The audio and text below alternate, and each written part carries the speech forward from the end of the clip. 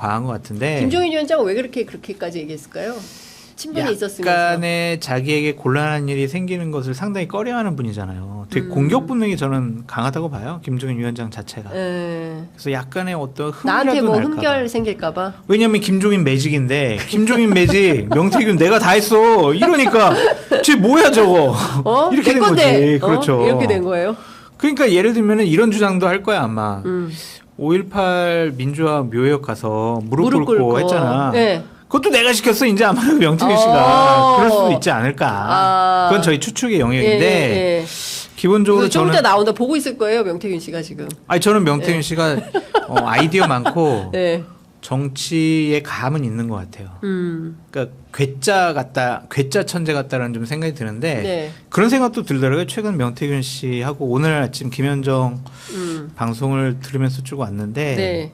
다음에 어떤 중요한 선거 있으면 제가 명태균 씨랑 여러 가지 얘기 나누면서 뭐 스케치를 해보는 것도 나쁘지 않겠다. 선거를 좀 같이 뛰어보고 싶다? 네. 그러니까 진짜로 저 사람이 저렇게 큰 판을 네. 그리고 스케치하고 로드맵을 잡아가고 네.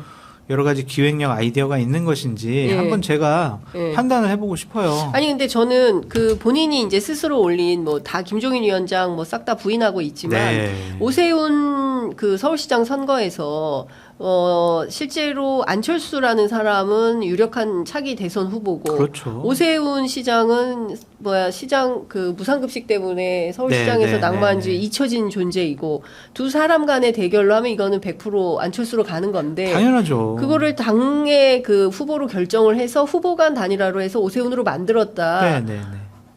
이거는 상당한 전략이 있는 거 아니에요? 아니 근데 장 기자님 그게 우리가 그때 계속 기사를 한번 살펴보세요. 오세훈 바보, 안철수 바보 같네. 어떻게 저렇게 협상을 하고 어떻게 저런 식의 메시지를 내고 저런 식으로 선거운동을 하려고 하냐. 좀 웃긴다.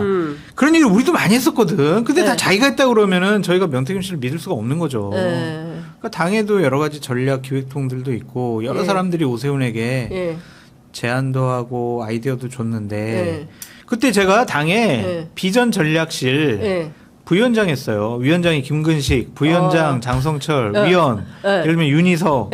이렇게 한 비전 전략실 사람들이구나.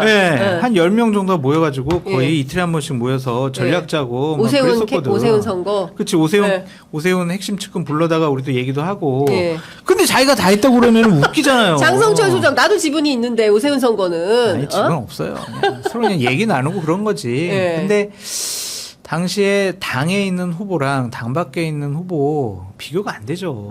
경선하면 다 당 밖에 있는 후보가 져요. 그러니까 그거를 끌어들이도록 우리도 많이 논의했었거든요. 근데 자기가 다 했다고 그러면 이해가 안 돼요. 그건.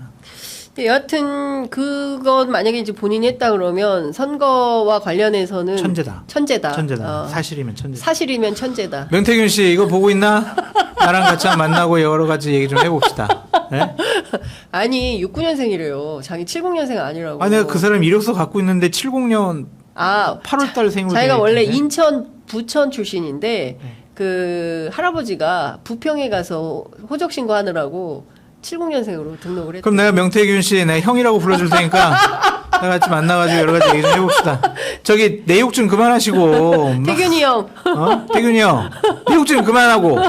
내가 형 대우해줄 테니까. 만나서 얘기합시다. 여기저기 그냥 내 욕만 하고 바보같이. 페북에다 날 공개적으로 저격을 하든가 아니면 날 만나서 같은 편 먹읍시다. 같이 한번 가봅시다. 나랑 같이 한번 여러 가지 선거 한번 치러봅시다.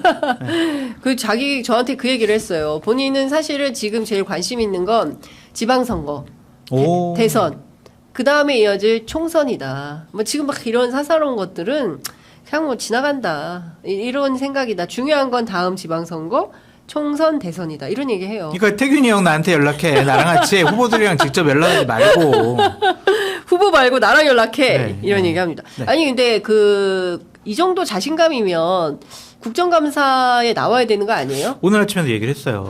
국정감사 나와서 시원하게 얘기하라고. 그러니까. 김현정 앵커 물어봤더니 저 김건희 여사가 지금 윤석열 대통령이 지금 국정 운영하시는데 내가 누가 될 수도 없고 이전에는 뭐 검찰 조사 받고 있는데 내가 뭘 이런 얘기를 했거든요. 그래서 나올 생각은 아직까지는 없는 것 같은데 네. 태균이 형 국정감사에 나와서 다 얘기해버려. 괜히 이렇게 그냥 뭐 언론에 네. 하나씩 흘리는 거는 네. 별로 좋지 않은 것 같고 하여튼 태균이 형이 여러 가지로 똑똑한 것 같기도 하고 전략과 네. 기획이 있으니까 국민 앞에 과감하게 얘기하는 것도 나쁘지 않다. 그러니까 나한테 따로 연락하면 내가 국정감사 관련된 여러 노하우나 조언을 해줄 테니까 나한테 따로 연락하세요. 아니면 내가 전화할게. 내 네. 전화번호 아니까. 장성철입니다 하면 받을 거예요. 아 그래요? 한번 전화 한번 해볼게요. 한번 해보세요.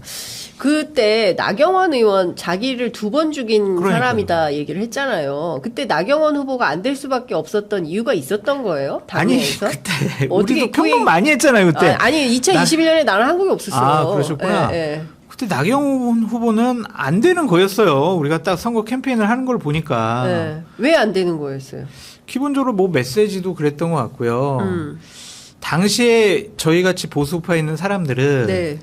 보수우파가 재건축을 하기 위해서는 젊고 똑똑하고 박근혜, 최순실 이런 것과는 좀 거리가 먼 그런 사람이 당대표가 돼서 판을 한번 확 바꿔야 우리가 한번 해볼 만하다라는 생각을 많이 갖고 있었거든요. 그러니까 이준석 신드롬이 갑자기 확 나타난 거지. 보수 세판짜기가 필요하다. 그냥 태균이 형이 자기가 했다라고 자꾸 그러는데. 우리도 필요한 바가 있다. 당시에 40개 여론조사를 보면은요. 네. 이거는 이준석 대표가 뭐 앞서 나가는 그런 여론조사들 상당히 많거든요. 그러니까 뭐 명태균 씨만 나경원 후보 당신은 안 될 것 같아라고 판단한 게 아니라 네. 많은 사람들이 그렇게 생각했죠. 나경원이 되면 과연 맞을까? 황교안이랑 같이 이렇게 황나 남매로서 당시에 황나 거리에서 투쟁을 하면서 네. 중도 쪽에 있는 네. 또 합리적인 보수 사람들에게 도대체 왜 저래 네. 그런 얘기를 들었거든요. 네. 근데 인지도만 가지고 나경원 대표가 당대표가 되면 우리가 대선을 이길 수 있을까? 곰곰이 생각을 한 거죠. 아니라고 답이 나온 거니까 이준석한테 간 거 아니에요. 그런 시대적인 흐름과 분위기가 있었다. 태균이 형이 다 한 거 아니라니까 거듭 얘기하지 마. 형 혼자 한 거 아니야. 아니야, 우리가 다 진짜. 같이 한 거야. 그래, 나랑 같이 한번 낚시 한번 가. 내가 내려갈게. 낚시할 줄 모른대요. 모른대요? 네, 낚싯대도 없대요. 그렇구나. 네, 근데 하여간 뭐 어디론가 갔어요. 그래서 하여튼, 지금 보면은요, 네. 장 기자님, 네. 저도 이제 정치권에 오래 있었잖아요. 네. 뒷얘기도 많이 듣고, 그러니까. 저도 뭐 실질적으로 참여도 해봤고, 예. 제가 스토리 만들어 보면요. 네. 박근혜 대통령부터 다 내가 만들었다니까 진짜 내가 다 박근혜를 대통령 만든 사람이야. 나만큼 내막 가장 많이 하는 사람 누가 있어요 지금. 그거는 이제 과대망상 허풍쟁이라고 그렇게 얘기하면 얘기할 수밖에 없어요. 그러니까 태균이 형 열심히 하고 어느 정도 공헌을 한 것은 아는데 내가 다 했어요. 내가 입을 열면은 내가 뭐 다 끝나 한 달 안에 끝나. 오늘도 그런 얘기 하더라고. 네. 오늘 또 했어요? 또 했어요. 또 그 얘기 했어요.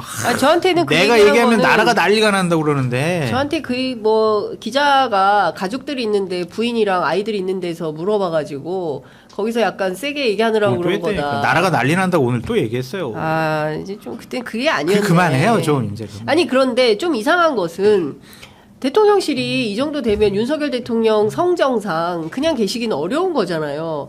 그런데 지금 김건희 여사도 그렇고 대통령실도 그렇고 반응이 좀 뜨뜨미지근하다. 당연히 뭐 명태균 씨 도움을 많이 받았고 실제 여러 가지 조언도 들었고 실질적으로 고맙다라는 얘기를 윤석열 대통령이나 김건희 여사가 했다라고 볼 수밖에 없죠. 본인도 그거는 부인을 안 하잖아요. 네. 제가 뭐 2년 전부터 얘기 들은 것도 그건 맞는 것 같고 그래서 뭔가 책을 잡히면 대단히 곤란해질 거다. 그런 생각이 있는 것 같고 실질적으로 많은 얘기를 나누고 논의를 했다. 네.